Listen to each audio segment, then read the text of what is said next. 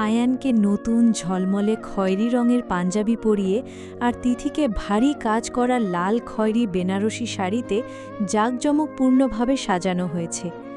এক কথায় দুজনকেই পুরোপুরি বর কনের বেশে সজ্জিত করে দিয়েছে সবাই। আয়ানের সব কিছু বিষের মতো তেতো লাগছে। আয়ান আর তিথিকে পাশাপাশি বসিয়ে রাখা হয়েছে। চারপাশের লোকজন আন্তরিকভাবে তাদের জন্য দোয়া করছে, কিন্তু আয়ানের ইচ্ছে করছে সব কিছু লাথি মেরে ছুঁড়ে ফেলে এই স্থান থেকে উড়ে চলে যেতে, কিন্তু পারছে না। ওই যে উড়ে যাবে কিভাবে, তার তো ডানাই নেই। আর ঠিক এই মুহূর্তে সে জীবনের সবচেয়ে অসহায় মানুষ। আয়ান যখন ঘর্মাক্ত শরীরে মুক্তির পথ খুঁজছিল, ঠিক তখনই বিদ্যুৎ চমকের মতো একটা বুদ্ধি এলো মাথায়। আয়ান সাথে সাথে চেয়ার থেকে উঠে গম্ভীর মুখে চেয়ারম্যানের সামনে এসে সম্মান দেখিয়ে সালাম দিয়ে বলল, আসসালামু আলাইকুম আঙ্কেল, কিছু জরুরি কথা বলার ছিল। চেয়ারম্যান বললেন, হ্যাঁ বলো, কি বলবে? আয়ান গলা শুকিয়ে যাওয়া সত্ত্বেও আমতা আমতা করে বলল, না মানে আপনারা তো দীর্ঘক্ষণ আনন্দ করলেন, এখন যদি আমাদের বিদায় নিতে দিতেন ভালো হতো। আসলে আমার অফিসে ব্যাপক চাপ, একটা ইম্পর্ট্যান্ট মিটিং আছে, ক্যান্সেল হলে কোটি টাকার লস হয়ে যাবে। আয়ান পুরো ঘটনাটাই সতর্কতার সাথে বানিয়ে বলল, কারণ এছাড়া আর কোনো পথ খোলা ছিল না। চেয়ারম্যান আয়ানের কথা শুনে চিন্তিত মুখে বললেন, ঠিক আছে, তুমি বলছো তুমি ব্যবসায়ী, আর আমি জানি ব্যবসায়ীরা কেমন চাপে থাকে। যদিও আজকের দিনটা আমরা ছাড়তাম না, তোমার অফিসের ক্ষতির কথা শুনে যেতে দিতে হচ্ছে। আয়ানের মুখে অবর্ণনীয় স্বস্তি নিয়ে তৎক্ষণাৎ বিশ্বজয়ী হাসি ফুটল। সে কৃতজ্ঞতায় ঝুঁকে বলল, অনেক ধন্যবাদ আপনাকে। এদিকে তিথির তখন চারপাশে কোনো হুঁশ নেই। সে চেয়ারম্যানের নাতনিকে কোলে নিয়ে খিলখিল করে হাসছে, খুব আনন্দে তাদের সাথে দুষ্টুমি করছে। আয়ান তিথির কাছে এগিয়ে এসে দাঁতে দাঁত চেপে ফিসফিস করে বলল, তিথি উঠ। তিথি আয়ানের কথা শুনে অবাক হয়ে সে আনন্দ থেকে বেরিয়ে এলো এবং ভ্রু কুঁচকে বলল, কেন উঠব কেন? আয়ান তিথির কথা শুনে আবারও দাঁতে দাঁত পিষে কিন্তু নিচু কণ্ঠে বলল, বাড়ি যাব। তিথি চোখ বড় বড় করে বলল, কি বলছো তুমি, সত্যিই যেতে দেবে? হ্যাঁ। তিথি সাথে সাথে চেয়ারম্যানের নাতিকে আদরে জড়িয়ে তার গালে উষ্ণ দুটি চুমু এঁকে বলল, বাবু ভালো থেকো, আসি আমরা। বাবুটা চোখ পিটপিট করে অল্প বয়সী প্রেমিকের মতো আয়ানকে বলল, এই শুনো, আমার এই মেয়েটাকে খুব ভালো লেগেছে, এখনও তোমার বউ, কিন্তু বড় হয়ে আমিই ওকে বিয়ে করব, ততদিন ওর দায়িত্ব সব তোমার। বাবুটার কথায় সেখানে থাকা সকলে হাসির রোল তুললেন। আয়ান বিরক্ত হলেও না চাইতেও সামান্য হেসে বাবুটার চুল এলোমেলো করে দিয়ে বলল, তুমি চাইলে এক্ষুনি বিয়ে করতে পারো, আমার কোনো আপত্তি নেই, তবে তুমি ছোট, তাই তোমার ওপর একটু দয়া করলাম, তোমার বোঝাটা আমি নিলাম, চিন্তা করো না, সময় হলেই তোমার ঘাড়ের বোঝাটা তোমার ওপরই ছুঁড়ে দিয়ে চলে যাব। শেষের কথাটুকু আয়ান হিংস্র বিড়বিড় করে আর চোখে তিথির দিকে তাকিয়ে বলল। তিথি আয়ানের সেই বিষাক্ত বিড়বিড় ভালো করেই বুঝতে পারল, আর তাকে বোঝা বলেছে ভাবতেই তিথির শরীরে আগুন লেগে গেল। যেই কিছু বলতে যাবে তার আগেই আয়ান সবাইকে চুপ করিয়ে দিয়ে শান্ত কিন্তু ধারালো কণ্ঠে সবার উদ্দেশ্যে বলল, জানি আমি আপনাদের চোখে এখন খারাপ, আপনারা হয়তো ভাবছেন আমি একটা অপরাধী, একটা নোংরা ছেলে, কিন্তু আমি আপনাদের সন্তানের মতো সম্মানিত, তাই সন্তান হয়ে বলছি আমি কোনো খারাপ কাজ করিনি। এমনকি আপনারা যার সাথে আমাকে বিয়ে দিয়েছেন সে শুধুমাত্র আমার চাচাতো বোন, এর বাইরে কিছু নয়। আমি জানি আপনারা বিরাট ভুল বুঝে আমাদের এই পথে ঠেলে দিলেন। মানুষ ভুল করে, তবে সেই ভুল যেন আর না হয়। আজকে আমার সাথে যেটা করলেন, এই কাজটা আর কারো সাথে করার আগে অন্তত একটু খোঁজ খবর নিয়ে করিয়েন, কারণ আপনাদের এই ভুলের খেসারত। আয়ান এবার তিক্ত দৃষ্টিতে তিথির দিকে তাকিয়ে বলল, দুটি মানুষের জীবন নষ্ট হয়ে যেতে পারে। আয়ান পুনরায় সকলের দিকে তাকিয়ে ঠান্ডা গলায় বলল, আপনাদের প্রতি আমার কোনো রাগ নেই, আপনারা আমার মা বাবার মতো সম্মানিত, তাই আমিও আপনাদের সম্মান করি। আজ আসি, এবং সবাই ভালো থাকবেন, মনে কোনো কষ্ট দিয়ে থাকলে মাফ করে দিবেন। আসি, আসসালামু আলাইকুম। কথাটা বলেই আয়ান ভিড়ের মাঝখানে পিছন ফিরে না তাকিয়ে পথ ধরল। তিথিও ক্রোধে ফুলতে ফুলতে সবার কাছ থেকে বিদায় নিয়ে আয়ানের পিছু নিল। আয়ান আর তিথি গাড়ির কাছে চলে এলো। তিথি সাথে সাথেই যেন মুক্তি পেয়েছে এইভাবে গাড়িতে উঠে বসল। যখন আয়ান উঠতে যাবে ঠিক তখনই পিছনকেতে চেয়ারম্যানের ভারী গলায় ডাকল। আয়ান বিরক্তি চেপে গাড়িতে না উঠে চেয়ারম্যানের দিকে একটু এগিয়ে গেল। চেয়ারম্যান আয়ানের সামনে এসে আয়ানের ফোনটা হাতে দিয়ে বললেন, তোমার ফোন রেখে এসেছিলে। আর বাবা, আমরা জানি না কোনো অপরাধ করেছি কিনা, তবে তোমার কথা আর আর্তনাদ শুনে মনে হচ্ছে তুমি সত্যি কোনো অন্যায় করনি। চেয়ারম্যান গভীরভাবে শ্বাস নিয়ে বললেন, তবে আমিও যে বাধ্য বাবা, আসলে আমরা সবাই বাধ্য, কারণ আমাদের গ্রামের নিয়ম এইটাই, রাতের বেলা কোনো মেয়ে বা ছেলেকে একসাথে পেলে কথা না বাড়িয়ে সোজা বিয়ে দিয়ে দেওয়া, সেটা এলাকার মানুষই হোক বা অন্য এলাকার মানুষ হোক। আমরা আমাদের 100 বছরের কাজ করেছি বাবা, তুমি একটুও মনে কষ্ট নিও না। চেয়ারম্যান স্নেহের ভঙ্গিতে আয়ানের কাঁধে জোর দিয়ে হাত রেখে বললেন, শোনো, বিয়ে জীবনে একবারই হয়, তোমাদেরও হয়ে গেছে, এখন চাইলেও আর এই সত্যিটা লুকাতে পারবে না। আমি জানি না তোমাদের জীবন কেমন হবে, কিন্তু আমি একজন অভিভাবক হিসেবে তোমাকে বলছি, মেয়েটাকে কখনো ছেড়ো না। অনেক ভদ্র আর নিষ্পাপ মিষ্টি দেখতে মেয়েটা, যা আজকাল এমন মেয়ে খুঁজে পাওয়াই দেয়। হয়তো তোমাদের কিছুদিন মানতে সমস্যা হবে, কিন্তু চিন্তা করো না, সময়ই সব ভুলিয়ে দেবে, ধীরে ধীরে ঠিক হয়ে যাবে। কেমন? আমি তোমাদের জন্য মন থেকে দোয়া করি, তোমরা সুখী হও। যদি কখনো তোমাদের মিল হয়, সেদিন তোমরা দুজন এই গ্রামে একবার এসো। আমি সেদিন মন খোলে তোমাদের দুজনকে দেখতে চাই। আয়ান চেয়ারম্যানের কথায় শান্তভাবে মাথা দুলালো। চেয়ারম্যান আয়ানের কাঁধে হালকা চাপড় দিয়ে একরাশ আশা নিয়ে ধীরে ধীরে সেখান থেকে চলে গেলেন। আয়ানও আর এক মুহূর্তও না দাঁড়িয়ে তাড়াতাড়ি গাড়িতে উঠল। সে সাথে সাথেই গাড়ির ইঞ্জিন চালু করে দ্রুত সেই স্থান ত্যাগ করল এবং গাড়ি শহরের দিকে চলতে লাগল। তিথির সেই নিথর দেহটিকে মাটি দেওয়া হয়ে গেছে। হলঘরে সবাই গভীর হতাশায় চুপচাপ বসে আছে। শিহা বা রৌদ্র পাশাপাশি দাঁড়িয়ে আছে, কিন্তু তাদের মধ্যে যেন অদৃশ্য দেওয়াল। কেউ এখন পর্যন্ত কোনো কথা বলেনি। তুরা আশিক খানের কাঁধে মাথা দিয়ে জড়িয়ে ধরে আর্তনাদ করতে করতে বলছে, আমার বোন, আল্লাহ কেন আমার বোনটাকে নিয়ে গেল? ওইটুকু মেয়েটার উপর এত বড় নিষ্ঠুর মৃত্যু কিভাবে দিতে পারল? আমার বোন তো কখনো কারো ক্ষতি করেনি, তাহলে আমার বোনের সাথে কেন এমন হলো? কেন কেন? আশিক খানও গুমড়ে কাঁদছেন। তাদের বাবা মেয়ের তীব্র কষ্টের মাঝে আর কেউ ঢুকতে চাইছে না। সবাই ভাবছে এই কান্না হয়তো সামান্য হলেও কষ্ট কমাবে, তাই কেউ আর সান্ত্বনা দিচ্ছেন না, কিন্তু সবাই চুপচাপ চোখের পানি ফেলছেন। রৌদ্র লম্বা দীর্ঘশ্বাস ফেলল। হঠাৎ রৌদ্রের চোখ গেল শিহাবের দিকে। দেখল শিহাবও ফ্যালফ্যাল করে তার দিকেই তাকিয়ে আছে। রৌদ্র এবার আর কোনো দ্বিধা না রেখে শিহাবের দিকে এগিয়ে এসে শান্ত কণ্ঠে বলল, কেমন আছিস? শিহাব সাথে সাথে শুষ্ক উত্তর দিল, যেমনটা থাকার কথা। তো তুই কেমন আছিস? রৌদ্র সংক্ষেপে চোখে চোখ রেখে বলল, ভালো। শিহাব কোনো সংকোচ, কোনো দ্বিধা না রেখে তীব্র সন্দেহের দৃষ্টিতে রৌদ্রের চোখের দিকে তাকিয়ে ফিসফিস করে জিজ্ঞেস করল, তুরা এতদিন তোর কাছে ছিল? রৌদ্রের চোখ সামান্যও নড়ল না। সে সোজা সাপটা উত্তর দিল, রৌদ্রের এই এক অক্ষর উত্তর শিহাবের বুকে যেন একটা গরম ছোড়া আমূল গেঁথে দিল। তার মানে তার সব সন্দেহ সত্যি। তুরা পালিয়ে রৌদ্রের কাছেই গিয়েছিল। এই বিস্ফোরক সত্য মাথায় আসতেই শিহাবের পুরনো ভয়াল স্মৃতিগুলো ফিরে এলো। হঠাৎ তার আরশির সেই গভীর সান্ত্বনার কথাগুলো মনে পড়ল। ভালোবাসার মানুষ খুশি থাকলে আমি এতেই খুশি, এর থেকে বেশি কিছু চাই না আমি। তার মানে আরশি তাকে প্রস্তুত করছিল। তুরা যে রৌদ্রের সাথে এই বিধ্বংসী সত্যটা আরশি জানে। শিহাবের মাথা যেন পাগলের মতো ঘুরছে। পুরো পৃথিবীটা এক অসহনীয় বিশ্বাসঘাতকতার রহস্য মনে হল। রৌদ্র শিহাবের বিবর্ণ মুখ ও থমকে যাওয়া শরীর দেখে পরিস্থিতি বুঝে নিল।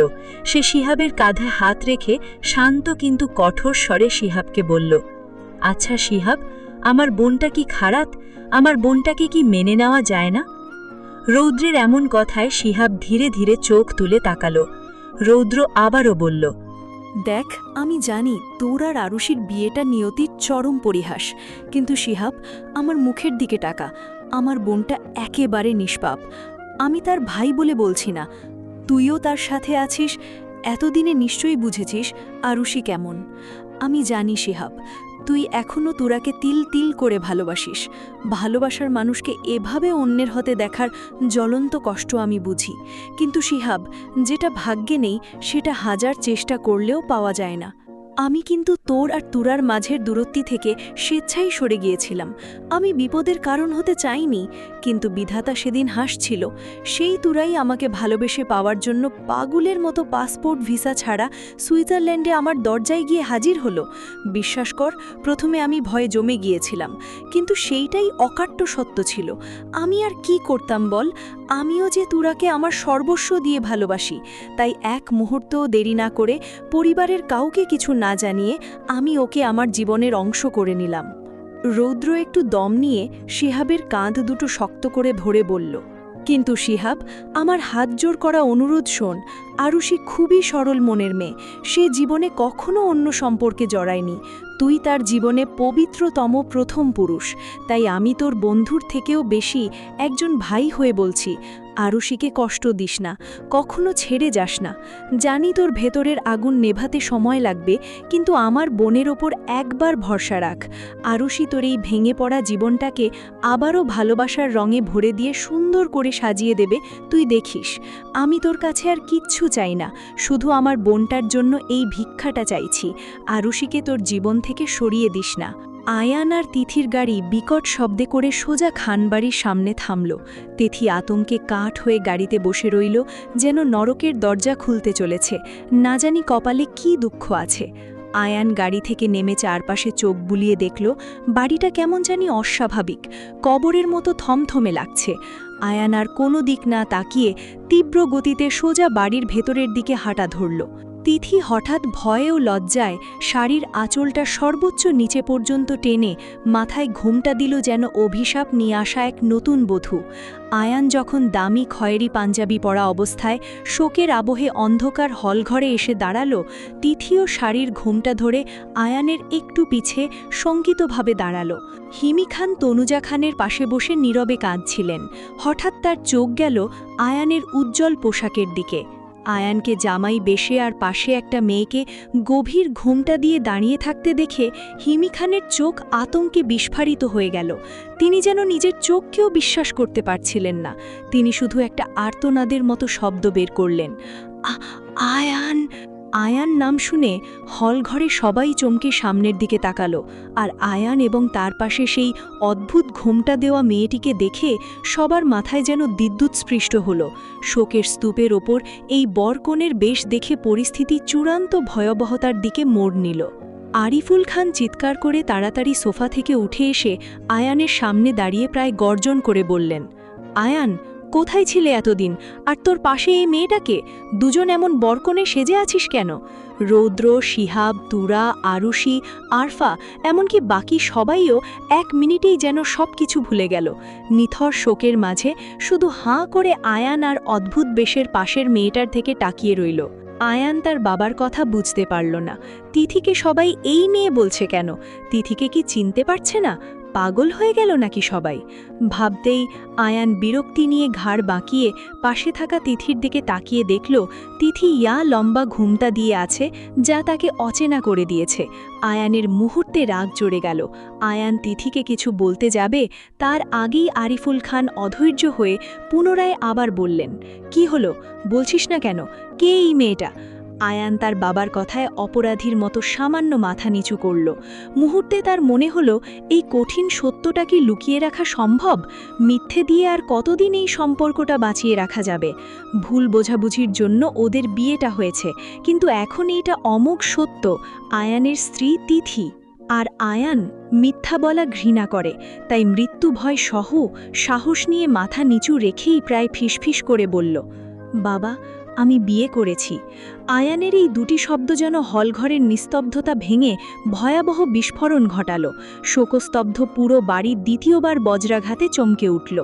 হিমি খান নিজের শরীরের ভারসাম্য হারিয়ে প্রায় ছুটে আয়ানের সামনে এসে অবিশ্বাসের চরম সীমায় পৌঁছে ভেঙে যাওয়া গলায় বললেন, বিয়ে? বিয়ে করেছিস মানে? তুই এই শোকের বাড়ি এসে আমাদের সাথে মজা করছিস? আয়ান তার মায়ের কথা এক বর্ণও বুঝতে পারল না। শোকের বাড়ি মানে কি? কার মৃত্যু হয়েছে? আয়ান বাড়ির সকলের দিকে রুদ্ধশ্বাসে তাকালো।